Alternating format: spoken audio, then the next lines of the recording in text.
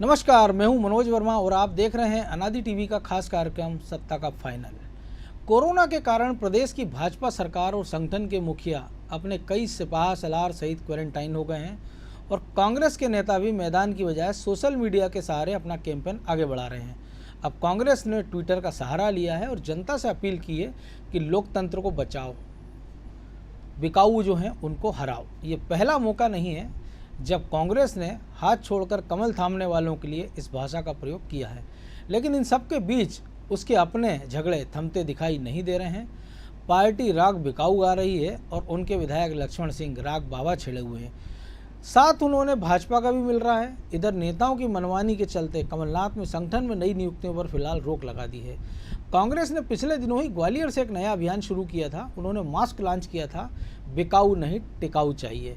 फिर से कमलनाथ सरकार चाहिए। लगातार पलायन से चिंतित कांग्रेस ने अब ट्विटर पर नया अभियान शुरू किया है। 1 मिनट 25 सेकंड का एक वीडियो उन्होंने जारी किया। पार्टी ने इसमें लिखा है कि जनता से अपील करते हुए कि बिकाऊ लोगों को हराएं, मजबूत लोकतंत्र को बचाएं, सभी दल एक साथ आएं, जनता की ताकत दिखाएं और बिकाऊ हराओ, लोकतंत्र बचाओ। तो आइए आपको भी दिखाते हैं कि कांग्रेस ने वीडियो जारी कर किस तरह जनता से अपील की है और क्या अपील की है। बिकाऊ 25 विधायकों के क्षेत्र की जनता से अपील है। आप कांग्रेस के समर्थक हो या बीजेपी के, इन 25 विधायकों का हारना देश के लोकतंत्र के लिए जरूरी है, क्योंकि अगर ये जीत गए तो ये परंपरा हर पार्टी में चल पड़ेगी। जनता चुनाव में वोट दे या ना दे, विधायक खरीदो और सरकार बनाओ। और राजनीतिक पार्टियां जनता के दरवाजे पर जाने के बदले विधायक खरीदना ज्यादा आसान काम मानेंगी और करेंगी। जनता के वोट की अहमियत खत्म हो जाएगी, विधायकों की मंडी लगेगी, बड़े नेता दलाल बन बैठेंगे। और अगर ये 25 बुरी तरीके से हार गए तो मध्य प्रदेश और आपका क्षेत्र एक मिसाल बन जाएगा। देश में कोई भी पार्टी विधायक खरीदने को तैयार नहीं होगी और कोई भी विधायक बिकने को तैयार नहीं होगा। लोकतंत्र बचाने का, जनता के वोट की कीमत को बरकरार रखने का ये आखिरी मौका है। उसके बाद बीजेपी वाले बीजेपी को, कांग्रेस वाले कांग्रेस को वोट देना। लेकिन ये 25 जब जिस पार्टी से चुनाव लड़े, इनको किसी भी पार्टी के टिकट पर जिंदगी भर मत जीतने देना। यही लोकतंत्र के लिए आपका योगदान होगा। कृपया इस मैसेज को जहां जहां से, जिस पार्टी से ये 25 चुनाव लड़ रहे हैं, उन क्षेत्रों में पहुंचाएं और लोकतंत्र को बचाने के काम में भारत देश की मदद करें। इस प्रकार देश का लोकतंत्र बचेगा, भारत देश बचेगा। जय हिंद। तो सुना आपने इस वीडियो में क्या कुछ कहा गया है। वैसे ये अभियान कितना रंग लाएगा ये देखने वाली बात है, लेकिन जब कांग्रेस अभी अपना ही घर नहीं संभाल पा रही है तो वह ऐसे में जनता से क्यों उम्मीद रख रही है, ये दिलचस्प है। बिकाऊ के शोर में लक्ष्मण सिंह ने बाबा को निशाने पर ले लिया। उन्होंने ट्वीट किया, बाबाओं का राजनीति में दखल नहीं होना चाहिए। मैं साधु संतों का आदर करता हूँ। नर्मदा परिक्रमा जब मैंने अपने भाई साहब यानी दिग्विजय सिंह के साथ की, इसके अलावा भी कई साधु संत ऐसे देखे मैंने जो महान पुरुष हैं, राजनीतिक बात नहीं करते हैं। अगर हम संत हैं तो राजनीतिक दल या राजनीति से दूर रहना चाहिए, यह एक स्वाभाविक बात है। लेकिन कुछ तांत्रिक बाबा लोग राजनीतिक पार्टी का प्रचार करते हैं और राजनीति की बात करते हैं, उनका मैं घोर विरोधी हूँ। इसका मंत्री भूपेंद्र सिंह ने भी समर्थन कर दिया। आइए आपको भी सुनाते हैं लक्ष्मण सिंह ने बाबाओं के लिए क्या कुछ कहा है और उसका जवाब भूपेंद्र सिंह ने किस तरह दिया है, और लक्ष्मण सिंह के इस बयान का समर्थन किस रूप में उन्होंने किया, आइए आपको सुनाते हैं। मैंने हाल ही में तांत्रिक बाबाओं को लेके एक ट्वीट किया है कि उनका राजनीति में दखल नहीं होना चाहिए। मैं साधु संतों का बहुत आदर करता हूँ और नर्मदा परिक्रमा जब मैंने भाई साहब के साथ करी थी, और उसके अलावा भी कई साधु संत मैंने ऐसे देखे जो महान पुरुष हैं और राजनीतिक बात नहीं करते हैं। अगर हम संत हैं, साधु हैं, तो हमें राजनीतिक दल से या राजनीति से दूर रहना चाहिए। यह तो एक स्वाभाविक बात है। लेकिन कुछ तांत्रिक बाबा लोग राजनीतिक पार्टी का प्रचार करते हैं और राजनीति की बात करते हैं, उनका मैं घोर विरोधी हूँ और इसी को लेकर मैंने ट्वीट किया। लक्ष्मण सिंह जी के ट्वीट का मैं स्वागत करता हूँ। वो समय समय पर इस तरह की राय कांग्रेस को देते हैं और कांग्रेस के नेता उनकी राय को तवज्जो नहीं देते हैं। ये बात सही है कि कांग्रेस बुरे दौर से गुजर रही है। नेतृत्व शून्य है कांग्रेस, नेतृत्व विहीन है कांग्रेस, विचारधारा शून्य है कांग्रेस, और इसलिए लोग लगातार कांग्रेस से अलग हो रहे हैं। तो इस बीच खबर ये भी है कि उपचुनाव के लिए बड़े नेताओं की सिफारिशों पर जिला कांग्रेस कमेटी से लेकर पीसीसी स्तर पर हुई नियुक्तियों पर पार्टी में भी असंतोष है। शिकायतें इतनी ज़्यादा हैं कि पीसीसी चीफ कमलनाथ ने फिलहाल नई नियुक्तियों पर रोक लगा दी है।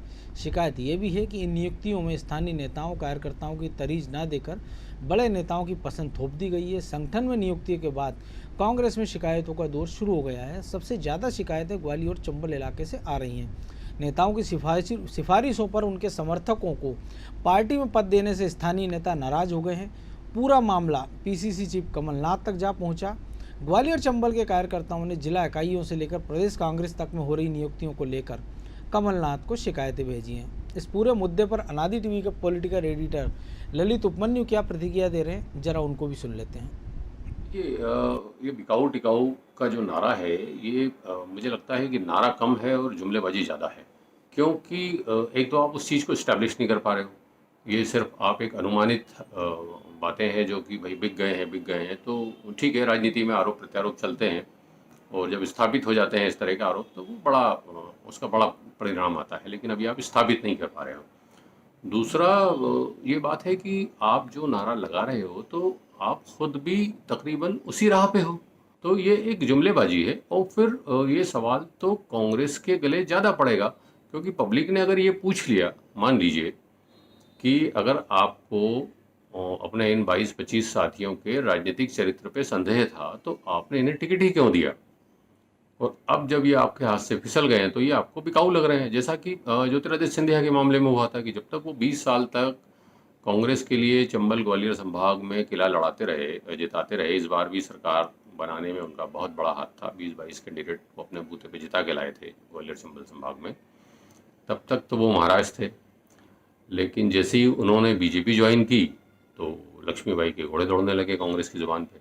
तो ये सारी चीज़ें हैं, इससे जनता बहुत अच्छे से खूबी से समझती है इन चीज़ों को, और ये जुमलेबाजी से चुनाव जीतने का ज़माना गया। अब आपको बहुत सारी चीज़ें इस्टेब्लिश करना पड़ती है। लक्ष्मण सिंह ने कंप्यूटर बाबा पे जो सवाल उठाया कि हमें बाबाओं की ज़रूरत क्यों पड़ रही है, क्या हम अपने विचार खो दें, तो कांग्रेस को इसको लक्ष्मण सिंह का ट्वीट नहीं मानना चाहिए। इसको एक बड़ा सवाल है ये वाकई कि क्यों लोग आपकी जीती हुई, देखिए अगर आदमी विपक्ष में, कोई नेता विपक्ष में रहते हुए अगर पार्टी छोड़ता है तो समझ में आता है, लेकिन चलती सरकार के मंत्री पद छोड़ के अगर 1-2 नहीं पूरे 12-15 लोग जाएं और कुल मिला के विधायकी छोड़ के 25 लोग चले जाएं, तो इसमें हर चीज़ को बिकना टिकना ही कारण नहीं हो सकता। इसमें यह भी देखना चाहिए कि नेतृत्व कैसा था, या कि रीति नीतियाँ कैसी थीं, या कि सरकार जो चल रही थी कांग्रेस की उसके क्या हाल थे। तो ये बहुत गहरी तफ्तीश का विषय है कांग्रेस के लिहाज से,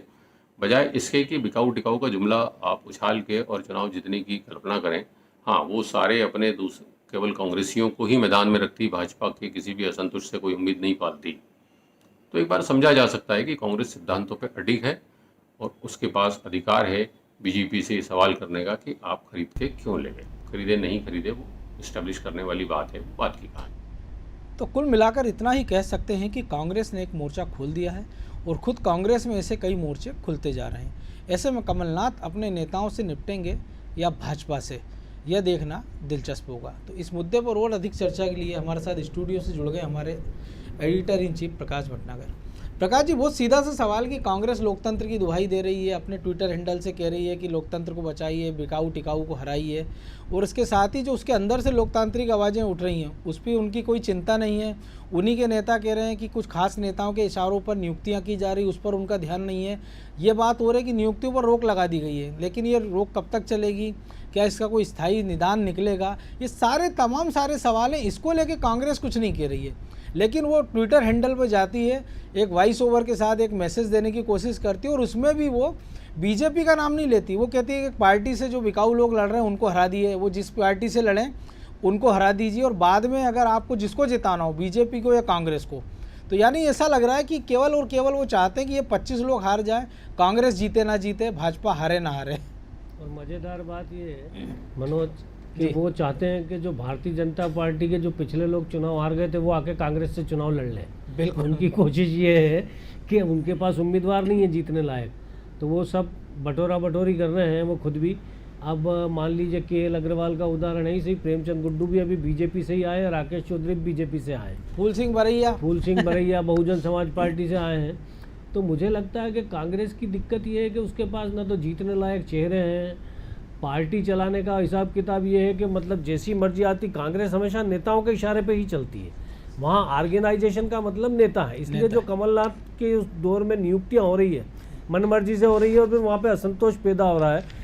जो प्रभावशाली नेता है वो यहाँ आके चंद्रप्रभाष शेखर से चिट्ठी लिखा के चला जाता है और पदाधिकारी बन जाता है। अब पदाधिकारी बनने के बाद वो काम क्या कर रहे हैं कांग्रेस के लिए, इसकी चिंता कांग्रेस में कोई नहीं करेगा। बिल्कुल। एक लेटर पैड और एक लेटर पैड के साथ पद, ये कांग्रेस की बहुत पुरानी परंपरा हो गई है। और मतलब आप ये देखिए कि आप चुनाव में उम्मीदवार का चयन करते हैं तो उसकी पार्टी के प्रति निष्ठा देखते हैं, उसका वैचारिक वो देखते हैं, सारी चीज़ों पे गौर करने के बाद कम से कम टिकट दिया जाता है।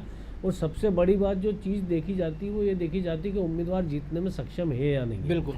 तो जब ये बीजेपी भी करती है तो कई बार ऐसा होता है कि जो उम्मीदवार जीतने में सक्षम है और जहाँ बीजेपी का कोई दूसरा उम्मीदवार या कांग्रेस का दूसरा उम्मीदवार नहीं जीतता है तो वो सही कई सारी खामियों को दरकिनार करके ऐसे उम्मीदवारों को टिकट देते हैं। उनकी अपराधी छवि भी होती है, आपराधिक प्रकरण भी होते हैं, ये सब पार्टियां करती हैं, बिल्कुल। कांग्रेस भी करती है।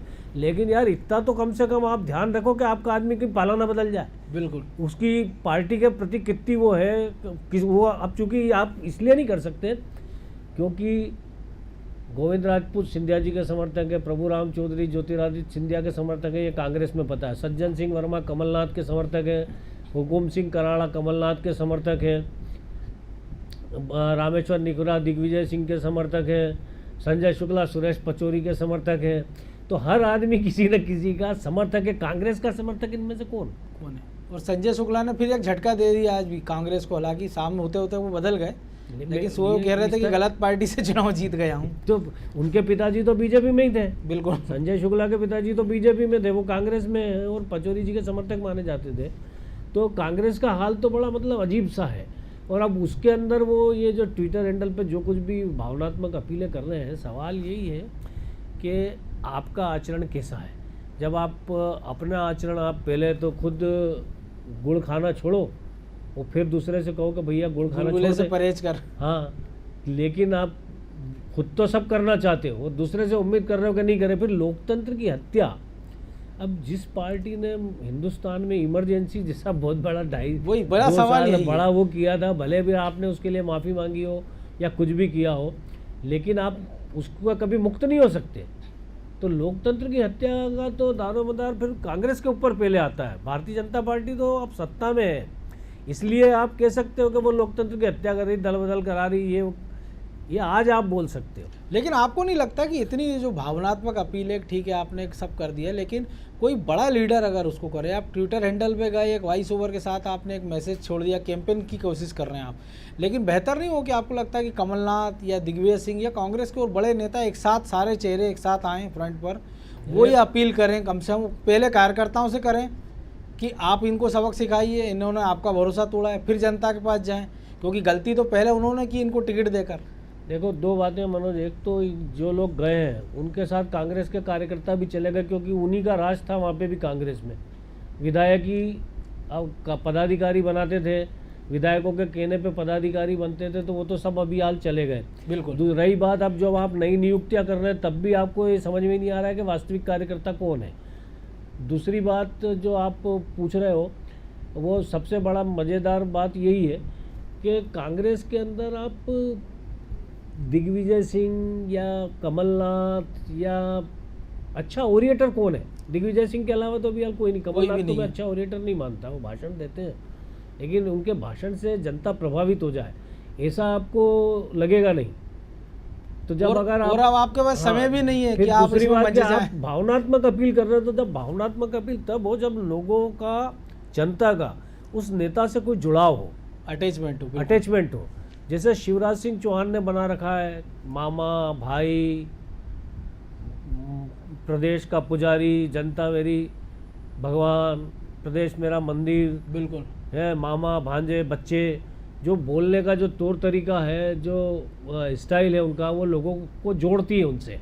तो जब शिवराज सिंह चौहान सत्ता से हट जाते हैं तो कुछ समय बाद लगता है कि यार अच्छा वाला आदमी था, यही ठीक था कमलनाथ से।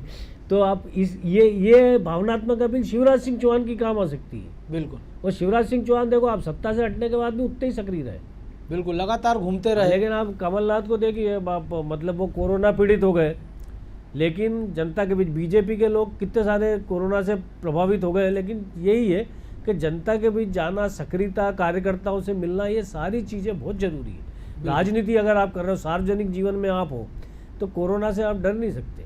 अभी यार कांग्रेस के भी कुछ लोग कर रहे थे, इंदौर में जीतू पटवारी में है वो दम, बिल्कुल कुणाल चौधरी में है वो दम, तो कर रहे थे। लेकिन अब आप नेता पुत्रों के हवाले पार्टी कर दो, नेता अपने समर्थकों को आगे बढ़ाओ, स्वाभाविक कार्यकर्ता का मान सम्मान नहीं करो, तो आपकी अपील असर क्या करेगी? आपके कार्यकर्ता पे नहीं कर रही। लक्ष्मण सिंह बोल ही रहे, बिल्कुल लक्ष्मण सिंह साफ साफ कह रहे हैं कि भैया ये कंप्यूटर बाबा से प्रचार करके चुनाव जीत जाएगा। बीजेपी ने भी किया था, मिर्ची बाबा, तो बीजेपी को कोई फायदा हुआ? मिर्ची बाबा ने तो कहा था जल समाधि ले लूंगा, दिग्विजय सिंह हार गए तो। हाँ, उसके बाद क्या हुआ? तंत्र मंत्र किया था, मिर्ची यज्ञ किया था भोपाल के अंदर, और अभी ग्वालियर चंबल में सक्रिय है। लक्ष्मण सिंह ने जो कहा है, तो वो उन्होंने दिग्विजय सिंह जी की भी तरफ कहा है कि यार मेरे को ये पसंद नहीं है। दिग्विजय सिंह का पूरा कैंपेन जो ये मिर्ची बाबा ने और इनने संभाला था, साधु संतों ने भोपाल में जुलूस निकाला था। तो आप अंदाज लगाओ कि आप कितने भ्रम में हो, कितने आप मुगालते हुए हो, ये समझ ही नहीं पा रहे कांग्रेस की उनको क्या रास्ता तय करना है जब वो भारतीय जनता पार्टी को इन 25 उपचुनावों में कड़ी टक्कर दे सके। बिल्कुल वो सही रास्ता अभी तक कांग्रेस नहीं पकड़ पाया। हम प्रभु पटेरिया जी से भी समझ लेते हैं, हमारे पॉलिटिकल एडिटर है, हमसे फोन लाइन पे जुड़े हुए हैं। प्रभु जी, टिकाऊ बिकाऊ की एक बार फिर से कांग्रेस ने कैंपेन शुरू किया है, लेकिन आपको लगता है कि अगर ये कितना कारगर साबित होगा? क्योंकि जब हमने देखा कि सिंधिया समर्थक उनके साथ चले गए, कल को फिर जब टिकट वितरण की बारी आएगी तब भी प्रायोरिटी आपको लगता है कि कार्यकर्ताओं को दी जाएगी या उन लोगों को दी जाएगी जो नेताओं के वाकई समर्थक हैं? वो फिर इस बात की क्या गारंटी है कि वो नेता समर्थकों को जब चुनाव में टिकट मिलेगा और वो नेता समर्थक, अगर कल को वो नेता गया तो ये समर्थक फिर उसके साथ नहीं चले जाएंगे? मनोज जी, राजनीति में टिकाऊ और बिकाऊ जैसी टर्मिनोलॉजी केवल चर्चा के लिए ठीक है जी। इन शब्दों से कुछ होता जाता नहीं है। जिसको बिकना है वो पता है कई बार बिक चुके हैं। दिग्विजय सिंह के भाई लक्ष्मण सिंह जी भी एक बार बिकाऊ हो चुके हैं, भारतीय जनता पार्टी में चले गए, फिर लौट कर कांग्रेस में आए। बिल्कुल। तो बहुत सारे नेता हैं आज जो लोग टिकाऊ बिकाऊ की बात कर रहे हैं, आवाज उठा रहे हैं, उनकी खुद की गारंटी नहीं कि वो कितने दिन पार्टी में रहेंगे। हो सकता है कल को उनके यहाँ पे उनके वजूद पर कोई असर पड़े, वो फिर बिक जाए। अर्जुन सिंह जैसे उदाहरण है मध्य प्रदेश में, माधव सिंधिया थे मध्य प्रदेश में जो कि पार्टी छोड़कर चले गए। तो इसके लिए कोई वो जो कहने की चर्चा है कि चुनावी शिगुफा, क्योंकि जो भटनागर जी कह रहे बिल्कुल सही कह रहे, कांग्रेस का मूल मुद्दा नहीं है किसको लेकर चुनाव में जाए। बिल्कुल 27 सीटों पर उसको चुनाव लड़ना है, उसको यदि सरकार बनानी है तो कम से कम 18-20 सीटें जीतनी पड़ेगी। वो 18 सीटें भी जीतते हुए दिखाई दे रही, इसलिए वो इस तरीके की बातें कर रही है जनता को भटकाने के लिए। जबकि होना ये चाहिए कि वो मूल मुद्दों पर जाए, सेवा कार्य करे। कोरोना का टाइम चल रहा है, इसको लेकर जनता के बीच में कुछ अवेयरनेस कैंपेन करे, कुछ सेवा का काम करे। अब ये याद कीजिए कि जब कोरोना शुरू हुआ था, लॉकडाउन 1 और 2, उसमें सिर्फ दिग्विजय सिंह एक व्यक्ति कांग्रेस में जो लोगों को खाना बंटवाते या राशन बांटते हुए दिखाई देते थे, बाकी कांग्रेस का कोई नेता फील्ड में दिखाई नहीं देता था। बिल्कुल। तो ये जनता से बिल्कुल कटी हुई पार्टी के नेता हैं और केवल ऐसी बात करके वो ये चाहते हैं कि जनता उनके भ्रम में आ जाएगी। तो मुझे नहीं लगता है कि सफल हो पाएंगे। जी मनोज जी। लेकिन जिस प्रकार से आंतरिक लोकतंत्र की भी बात वो दुहाई दे रहे हैं, खुद की पार्टी में लोकतंत्र नहीं है, जो अंदर से आवाज़ें आ रही हैं उसको वो सुनाई नहीं देते। और बल्कि अब तो ये हो गया कोरोना काल में, जैसा आपने कहा कि सेवा कार्य की जगह वो 3 नए, उन्होंने एक इतना बड़ा काम कर लिया कि 3 नए मुख्यमंत्री पद के दावेदार तैयार कर लिए 3 ही दिन में। बिल्कुल, कांग्रेस के अंदर जो बहुत भयंकर संघर्ष मचा हुआ, आप देख लीजिए कि जो नेता पुत्र हैं वो सारे के सारे जो है मुख्यमंत्री पद के दावेदार बन के उभर आए। नकुलनाथ जिसका कुल जमा राजनीतिक अनुभव केवल 14 महीने का है। बिल्कुल, राजनीति की नर्सरी नहीं सीखी उनने, और वो जो है वो चाह रहे हैं कि पहले पिताजी के जुलूस में शामिल चुनाव लड़े और वो मुख्यमंत्री बने। प्रकाश जी कुछ पूछ रहे हैं प्रभु जी? नकुलनाथ का उससे पहले पिताजी के जुलूस में शामिल होने का राजनीतिक अनुभव है कि छिंदवाड़ा के अंदर रैलियों में वो शामिल हुआ करते थे, चुनावी रैलियों में। प्रभु, आपने देखा होगा, कवर किया है। बिल्कुल आप सही कह रहे हैं भटनागर जी, लेकिन चुनावी रैली में तो कोई भी नेता चुनाव लड़ता है तो उनके घर के परिवार वाले, नौकर चाकर भी उसमें शामिल हो जाते हैं, लेकिन उसको ये नहीं समझा जाना चाहिए कि उसको जमीनी अनुभव हो गया है, वो खुद नेता हो गया है। नकुल नाथ को नेता के तौर पर जो अवतरण हुआ उसको केवल 14 महीने ही हुए हैं। पहला चुनावी दांव उन्होंने चला था, वो भी अपने पिताजी की छत्र छाया में, बहुत कम मार्जिन से वो जीते हैं। और कांग्रेस के लिए राहत की बात यह है कि कांग्रेस का एकमात्र सांसद मध्य प्रदेश से यदि कोई है तो वो नकुल नाथ है। तो ये सारी चीजें हैं वहां पर। केवल एकमात्र जमीनी नेता यदि कोई दिखाई देता है युवा पीढ़ी में वहां पर, तो जीतू पटवारी, जिसको कोई डाउन करने के लिए बात चल रही है। पीसी शर्मा कह रहे हैं कि कांग्रेस में पटवारी नहीं चलेगा। कार्यकारी अध्यक्ष के लिए ऐसी बातें कांग्रेस के नेता कर रहे हैं अपनी पार्टी के, तो इससे उम्मीद में लगा सकते हैं कि उस कांग्रेस की संभावना कितनी ज्यादा है मध्य प्रदेश में। इसी संभावना में बात करें प्रकाश जी कि सूतना कपास जिलाओं में लट्ठम लट्ठा जैसी स्थिति तो है, लेकिन ये मालवा में और ग्वालियर चंबल में कितना असर डालेगी? क्योंकि कहीं ना कहीं जो नेता पुत्र हैं उनके दिमाग में कुछ चीज़ें होंगी और जो उनके समर्थक हैं। एक जैसे वीडियो हमने भी कल भी देखा था कि जिसमें प्रीवैद सिंह और एक जब कार्यकर्ता कहता कमलनाथ की बात तो उसको चुप करा देते हैं। वो डांटते नहीं है, वो ये नहीं कहते कि गलत बात कह रहे हो, वो कहते धीरे धीरे बोल, कोई सुन ना ले। तो ये जो स्थिति है ये उपचुनाव में कितना इफेक्ट डालेगी? देखिए, ये असरदार नेता पुत्र भी नहीं है मनोज, कि अगर मान लो चलो जयवर्धन सिंह को भी आप प्रोजेक्ट कर दो तो क्या गुना के अंदर आप सीटें जीत जाओगे? वो भी ज्योतिरादित्य सिंधिया का क्षेत्र है और दिग्विजय सिंह भी उसी क्षेत्र से आते हैं। बिल्कुल। लेकिन जयवर्धन सिंह राजगढ़ राघोगढ़ से चुनाव जीत सकते हैं। वो राजगढ़ से भी चुनाव जीतेंगे या नहीं जीतेंगे इसकी गारंटी नहीं है। और आप सीधे मुख्यमंत्री के लिए दावेदार हो गए, तो पहले जमीनी संघर्ष तो करें कांग्रेस के नेता जो सीधे सीधे मुख्यमंत्री बनने का सपने देख रहे हैं। चाहे वो नकुल नाथ कह रहे हैं कि मैं नेतृत्व करूंगा, वास्तव में जो प्रभु कह रहे हैं वो ठीक है कि अगर इस समय कोई राजनीति कर रहा है दमदारी से युवा, तो वो जीतू पटवारी हो सकते हैं। बिल्कुल। उनको कांग्रेस को उन्हें आगे बढ़ाना चाहिए, नेताओं को उन्हें शेल्टर देना चाहिए, नया नेतृत्व उभारना चाहिए, पार्टी उनके पीछे खड़ी हो गई, लेकिन ऐसा कुछ नहीं होगा। जीतू पटवारी को बिल्कुल साइडलाइन करना। पीसी शर्मा बोल रहे हैं कि न पटवारी न तहसीलदार, न एसडीएम, कोई नहीं, कमलनाथ। तो इसलिए अब आप इससे अंदाज लगाओ कि आपको लगता है कि साला कोई प्रतिद्वंदी सामने ना आ जाए मेरे। प्रभु जी, जो प्रकाश जी ने कहा कि एक बड़ी सीधी सी बात है कि क्या आपको लग रहा है कि जो नेता जो मध्य प्रदेश में भी दमदार बचे 2-4, जिनका जनाधार भी कह सकते हैं कि वो उम्र के भी जिस पड़ाव पर हैं, तो क्या ऐसे में वो पटवारी के लिए कोई संभावना छोड़ेंगे कि या तो वो प्रमोशन करके कलेक्टर बना दे, या तो बाकी तो लगे उनको तहसीलदार बनाने के चक्कर में, या और भी नीचे डिमोशन के चक्कर में लगे? मनोज जी, जो दिखाई दे रहा है पटवारी को तो सीधे सेवा से बर्खास्त करने की तैयारी कांग्रेस में दिखाई दे रही है। जो शिवराज जी ने जो भी नया प्रयोग किया है कि कोई विभागीय जांच नहीं होगी, कोई वो नहीं होगा, कोई जांच पड़ताल कोई नहीं होगा, मामला सीधे बर्खास्त किया जाए, तो पदच्युत करने का जो वो है वो दिखाई दे रहा है कि कांग्रेस में ये चल रहा है। क्योंकि जो जनाधार वाले कांग्रेस के मध्य प्रदेश कांग्रेस के नेता है, वो है एकमात्र नेता अभी कांग्रेस में जो है जिनका पूरे प्रदेश में जनाधार है, वो दिग्विजय सिंह। वो अपने पुत्र में इतने पागल हो गए कि उनके खुद के भाई जो कई बार के विधायक और सांसद रहे, वो खुद उनके खिलाफ आवाज उठा रहे हैं। जो आप चर्चा कर रहे हैं, जो बाबा वो पाले पोसे जिन बाबाओं को उनके खिलाफ इनडायरेक्ट वो अपने भाई पर ही हमला कर रहे हैं। इसके पहले भी कई बार वो हमला कर चुके हैं। कमलनाथ को सद्बुद्धि देने के लिए कि भगवान कमलनाथ को सद्बुद्धि दे या मुख्यमंत्री पद से हटा दे, इसके लिए गोवर्धन परिक्रमा कर चुके हैं। बिल्कुल। तो वो कांग्रेस का आप अंदाजा लगाइए, वहां पर कोई नेता ही नहीं बचा। वो सब के सब जो है एकमात्र उदीयमान नेता है जो स्वयंभू अपने दम पर जो आगे बढ़ रहा है, जीतू पटवारी उसके पीछे पड़े हुए हैं। तो ऐसा दिखाई नहीं देता कि कांग्रेस उस भारतीय जनता पार्टी से मुकाबला कर पाएगी जो कैडर बेस है, जो अपने लीडर के पीछे पूरी पार्टी खड़ी हो जाती है। अब देखिए भारतीय जनता पार्टी में कितना बड़ा अंतर आ गया है। तो शिवराज सिंह चौहान मुख्यमंत्री हैं, तो वीडी शर्मा एक बिल्कुल नया नवेला है पार्टी में। वीडी शर्मा से सारे उनकी जो टीम है, जो जिस टीम को लीड कर रहे हैं कार्यकारिणी को, उसके सारे मेंबर वीडी शर्मा से सीनियर हैं जी। उसके बावजूद वीडी शर्मा एक्सेप्टेड है, भारतीय जनता पार्टी में स्वीकार्यता उनकी है और पार्टी उनको लीडर मान के चल रही है। तो ये अंतर है, कांग्रेस को सीखना होगा, समझना होगा इस तरीके से। प्रकाश जी, एक आखिरी प्रतिक्रिया बहुत संक्षिप्त में कि जो प्रभु जी ने कहा कि हो सकता है बर्खास्त करने की प्रक्रिया हो जाए पटवारी के संग, तो जो बीजेपी के प्रदेश उपाध्यक्ष वीएस लूणावत ने ट्वीट से उनको सलाह दी है जीतू पटवारी को कि भाजपा में शामिल हो जाओ, तो आपको लगता है कि उनको नौकरी बदल लेना चाहिए बर्खास्तगी से बचना हो तो? देखिए, मुझे लगता है कि जिस दिन जीतू पटवारी राहुल गांधी से निराश हो जाएंगे तो शायद वो लूनावत जी की सलाह पे अमल भी कर लें।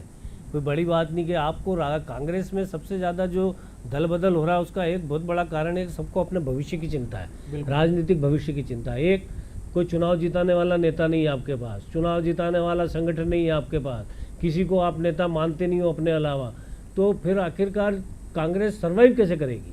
या आप 15 साल एंटी इनकम्बेंसी शिवराज की, आखिरी के 5 साल इतने खराब थे शिवराज सिंह चौहान सरकार के और इतने सारे वो थे, उसके बावजूद आप पूरा बहुमत नहीं ला पाए। और शिवराज सिंह चौहान का करिश्मा देखिए कि वो 109 सीटों तक आ गए। जहाँ पे ना राजस्थान में ऐसा हुआ, वहाँ पे आप देखोगे छत्तीसगढ़ में ऐसा नहीं हुआ, छत्तीसगढ़ में सुपड़ा साफ हो गया, लेकिन शिवराज सिंह चौहान ने ठसके के साथ में बचाई। कुछ गलतियां अगर बीजेपी ने और शिवराज ने उस समय ना की होती तो वो पूरे बहुमत के साथ फिर सरकार में थे चौथी बार। बिल्कुल। चलिए, अब इन गलतियों पे भी अगली बार हम सत्ता के फाइनल में चर्चा करेंगे। बहरहाल बहुत धन्यवाद प्रभु जी आपका और प्रकाश जी आपका। तो जिस प्रकार की खेल अब सत्ता के फाइनल में हमने जो बताया है कि जो बीजेपी कांग्रेस के भी जो कुछ चल रहा है, लेकिन कांग्रेस जिस प्रकार से सोशल मीडिया में सक्रिय है और जो ज़मीनी जमावट है उस पर से उसका ध्यान फिलहाल जा नहीं रहा है। और ये सिलसिला कब तक चलेगा, क्योंकि अभी दो चीज़ों के बारे में कोई गारंटी से नहीं कह सकता है। पहली तो ये कि उपचुनाव कब होंगे और दूसरी ये है कि कितनी सीटों पर होंगे, क्योंकि ये आंकड़ा हमने देखा था 22 से बढ़कर 24 हुआ और अब 27 तक जा पहुंचा है और हो सकता है कि ये सिलसिला अभी आगे भी जारी रहे। इन सब टूट फूट जोड़ तोड़ के बीच अगर आपको सर्वाइव करना होगा तो वो जनता की अदालत में जाना होगा और उसको कन्विंस करना होगा कि हम जो बात ही कर रहे हैं, हम जो लड़ाई लड़ रहे हैं वो हमारी नहीं आपकी है। अगर ये कांग्रेस करने में सफल रही तो निश्चित रूप से जब उपचुनाव होंगे मध्य प्रदेश में, तो जब वो जो मुकाबला होगा वो देखने लायक होगा। तो सत्ता के फाइनल में आज इतना ही। मुझे दीजिए इजाज़त और आप देखते रहिए अनादि टीवी। नमस्कार।